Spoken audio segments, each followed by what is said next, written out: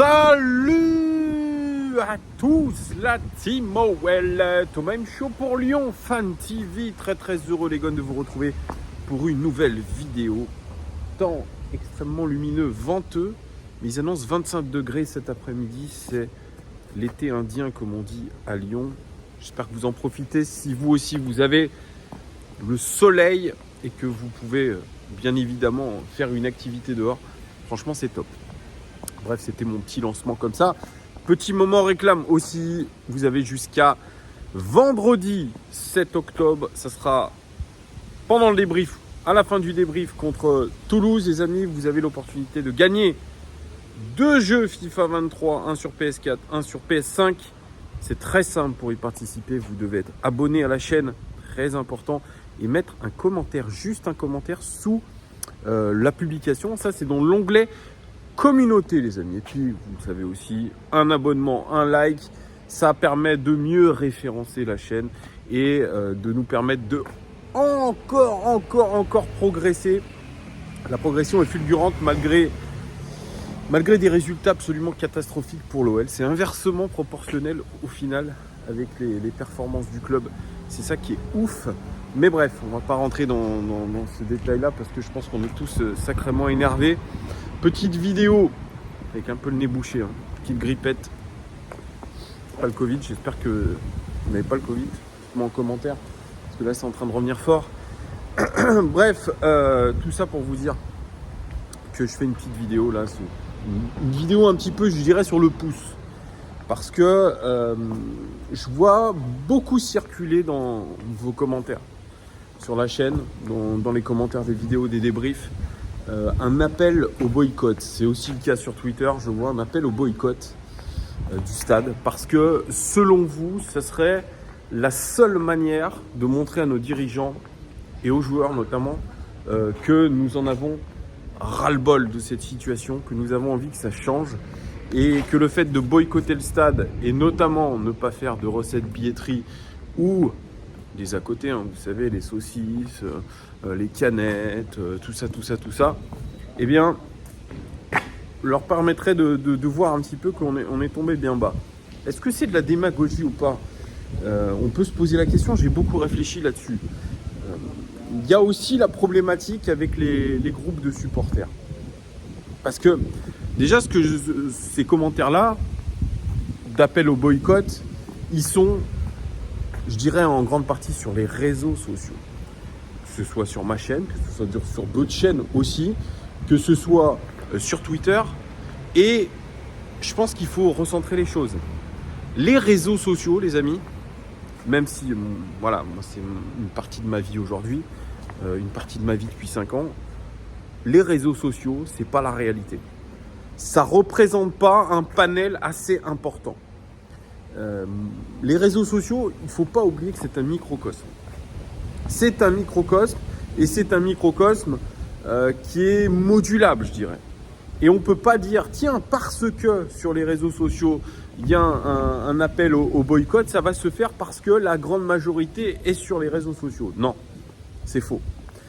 J'ai pour preuve un petit peu ce qui s'est passé aux dernières élections présidentielles où il y a eu un raz-de-marée, notamment le jour du premier tour, des soutiens électeurs d'Éric Zemmour.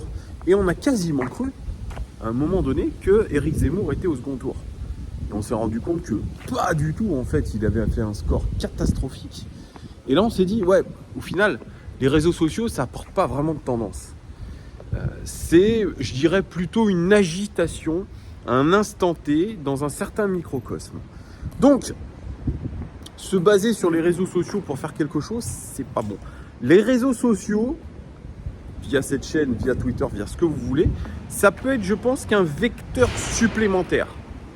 Mais pas en tout cas, ou peut-être un initiateur, mais en tout cas, pas je dirais, c'est pas le résultat global d'une action. Ça va pas vraiment, je dirais, influer fortement. Voilà, j'espère que je me suis fait comprendre. Donc, la seule vérité dans ce club de foot, parce qu'on va prendre l'exemple de l'Olympique Lyonnais, la seule chose qui pourrait, je veux dire, je vais dire, permettre de faire un boycott, ce serait que les principaux groupes de supporters de l'OL, Lyon 1950, Bad Guns, eux fassent une action dans ce sens-là.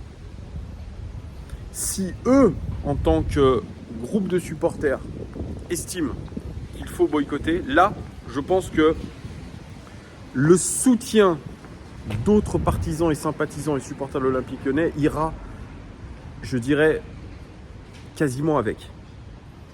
L'adhésion se fera. Parce que, quand aujourd'hui on parle de supporters de l'Olympique Lyonnais, en termes de crédibilité, en termes même d'animation, de choses positives, parce que j'ai envie de retenir que les choses positives qui sont faites dans les stades, même si de temps en temps il y a bien sûr des débordements inacceptables, eh bien ce sont les groupes de supporters qui s'investissent, notamment de leur temps, de leur argent, même je dirais même de leur, qui sacrifient une part de leur intimité familiale pour pouvoir supporter leur club et faire que nos stades non seulement soient beaux via les tifos, mais aussi soient bien animés via les chants et via tout ça. Donc, évidemment, sans ces groupes de supporters, sans, je dirais, l'aval de ces groupes de supporters, je pense qu'il ne se passera rien. Alors vous allez me dire, ouais mais Thomas, Bruno Genesio notamment a été viré grâce aux réseaux sociaux. Ça c'est encore, je pense, un gros fantasme. Bruno Genesio, bien sûr, il y a eu une colère qui est montée des réseaux sociaux, mais qui s'est traduite dans le stade. Notamment relayée, comme je vous ai dit, par les deux principaux groupes de supporters. À partir du moment où les deux principaux groupes de supporters ne se sont pas exprimés dans ce sens-là, je pense qu'il n'y a aucune chance que ce message de boycott soit appliqué. Moi, je suis comme vous, les amis. Je suis comme vous. Je suis dégoûté. Quand je vous croise dans la rue, d'ailleurs, n'hésitez pas, si vous me croisez, à venir me voir pour parler foot. Vous êtes médusé, vous êtes dégoûté. Vous demandez encore pourquoi vous soutenez ce club. C'est vrai qu'on passe par des phases qui sont terribles. 4 défaites consécutives, c'était pas arrivé depuis 30 ans, on ne cesse de le répéter, on est en train de battre des records de médiocrité. Mais au début du mois d'août, je crois qu'on n'avait pas fait le meilleur départ on avait fait le meilleur départ de l'OL depuis 30 ans aussi, quelque chose comme ça. Mais là aujourd'hui, la situation est nettement moins bonne, parce que 4 défaites, et on peut très clairement penser qu'on est à l'aube d'une 5e défaite de suite, ce qui est absolument catastrophique. Voilà. On a l'impression que finalement, au plus haut sommet du club, on s'en fout. L'entraîneur s'en fout aussi, parce qu'il sait qu'il va rester. On est dans une situation un peu d'entre-deux, où on attend la vente du club, donc c'est tout en stand-by. On a l'impression aussi que les principaux groupes de supporters en ont rien à foutre. D'ailleurs, c'est aussi là-dessus que j'aimerais dire un mot. Alors bien sûr, c'est un sujet qui est touchy. Les groupes de supporters, notamment les Bad Guns, qui ont publié un communiqué hier annonçant les festivités de leurs 35 années d'existence, à savoir la même que la présidence de Jean-Michel Aulas, 1987. Est-ce qu'il faut y voir une coïncidence ou pas? J'en sais rien. Ils annoncent des festivités de leurs 35 ans qui auront lieu le week-end du 13 novembre, qui sera un week-end de match contre Nice à domicile, et où ils invitent finalement tous les supporters de France et de Navarre qui supportent évidemment l'Olympique Lyonnais à venir faire la fête avec eux. Et voilà, que c'est des festivités qui ont été déjà organisées depuis un certain nombre de temps. Et donc, ils l'annoncent dans ce communiqué-là, voilà, en faisant toujours des belles références à l'histoire de la ville, à l'histoire de Gerland, à la prise de pouvoir de Jean-Michel Aulas aussi, des titres des années 2000. Mais pas vraiment de référence à la situation actuelle. Alors, moi, dans un premier temps, je me suis dit, waouh, qu'est-ce qui nous parle de fêter leurs 35 ans alors que la situation au club est catastrophique? On aurait plutôt attendu d'eux qu'ils montent au créneau, et ensuite ils parlent de festivités. Là, on se voit mal fêter les 35 ans des Bad Guns avec une équipe, imaginons, qui vient d'enchaîner peut-être 6 ou 7 défaites. C'est possible. ou même 8 défaites. On a du mal à imaginer qu'ils vont mettre le feu au stade par rapport à une équipe qui est moribonde. Et puis, je me suis dit après, bon, écoutez, franchement, c'est plutôt un délire associatif, c'est un délire de passionnés, d'ailleurs de la ville de Lyon avant tout, je dirais même plus globalement du club qui est l'Olympique Lyonnais, de son histoire qui est corrélée à cette belle ville de Lyon. Il y a un petit peu tout ça. Il y a du fanatisme, il y a du supportariat, il y a, je dirais, j'ai du mal à trouver les termes, je dirais il y a du folklore aussi autour de ça. C'est quand même 35 ans, c'est quelque chose d'historique quand même pour un groupe de supporters, donc c'est une belle année, 35 ans. 35 ans, c'est quand même quelque chose dans une vie. C'est à la fois jeune, mais aussi passer dans une dimension supérieure. Je vous dis ça parce que j'ai 36 ans, donc c'est un certain âge aussi. Donc il y a ce côté où on met complètement, je dirais, on essaye de mettre à part le sportif et on se concentre uniquement sur notre association de supporters qui est les Bad Guns, et on met de côté ce volet sportif. Et pourtant, voilà. Mais évidemment, s'il n'y a pas un communiqué des Bad Guns ou des 1950 ciblant directement l'institution OL, le président, le board, les joueurs, on va avoir du mal à mettre la pression quand même. Certains parlent de clientélisme parce que, évidemment, si ces groupes de supporters sont dans le stade, c'est parce que le club leur donne une place très importante et notamment leur permet de faire les déplacements quand c'est possible ou permet d'avoir des abonnements à moindre prix. Voilà, ça aussi, ça c'est quelque chose.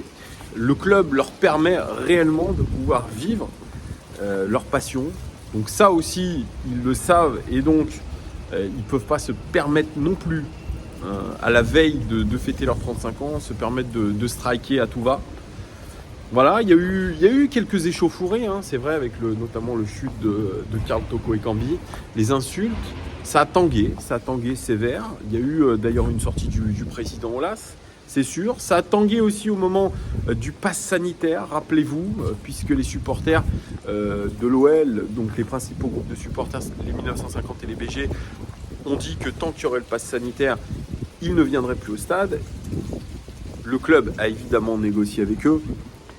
Il y a eu sûrement des arrangements où ils ne devaient pas montrer leur passe pour rentrer. Vous voyez, donc, il y a une sorte d'accord tacite peut-être entre les groupes de supporters et la direction de l'Olympique Lyonnais jusqu'au rachat du club pour pas qu'il y ait trop de débordements. Mais c'est vrai que c'est une situation qui est quand même ubuesque. Alors, doit-on aujourd'hui boycotter le stade ? Alors, vous allez me dire, je suis un mauvais supporter pour certains, mais évidemment, moi, vous ne me voyez pas trop souvent au stade. Déjà parce que j'ai cette chaîne à faire vivre, et pourtant j'habite à Lyon.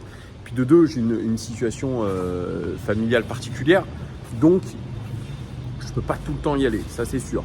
Il y en a qui disent il y a les supporters qui sont sur les réseaux sociaux à tweeter, à faire machin, un truc, et il y a ceux qui vont directement au stade. Et je suis complètement d'accord. Ceux qui vont au stade doivent avoir le respect parce que eux déjà voient les purges horribles de leurs propres yeux et se déplacent et mettent de l'argent, et aussi vont supporter le club, vont donner de la voix, etc. Donc ça, ce sont vraiment, moi je le redis, il faut être, je dirais, reconnaissant de ces supporters-là et leur dire que vous êtes vraiment des top supporters, parce que voilà, être abonné, aller au stade, etc., je pense que c'est la meilleure manière de suivre et supporter son club.